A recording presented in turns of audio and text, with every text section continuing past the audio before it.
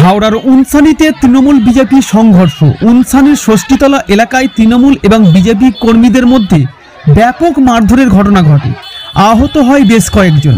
সূত্র মারফত জানা যাচ্ছে, ঘটনার সূত্রপাত হয় উনসানির ষষ্ঠীতলা এলাকায় বিজেপির অস্থায়ী ক্যাম্প ভাঙচুর করার অভিযোগ ওঠে এবং ঘটনাস্থলে বিজেপি প্রার্থী ডক্টর রথীন চক্রবর্তী আসে। বিজেপি প্রার্থী ডক্টর রথীন চক্রবর্তী এলেই পরিস্থিতি অগ্নিগর্ভ হয়ে ওঠে।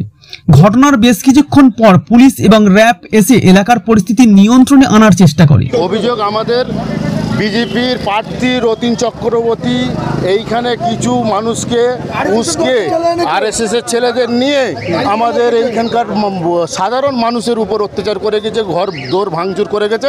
এই ছেলেটাকে এর চোট দেখুন, ভালো করে দেখান এইগুলো। এইটাই সাম্প্রদায়িক মানুষগুলোকে এই আক্রমণটা কেন? রথীন চক্রবর্তী তার দল কেন হঠাৎ করে আপনাদের আক্রমণ? সেটা রথীন চক্রবর্তীকেই গিয়ে জিজ্ঞাসা করুন, ওনাকে ওই প্রার্থীকে। আপনাদের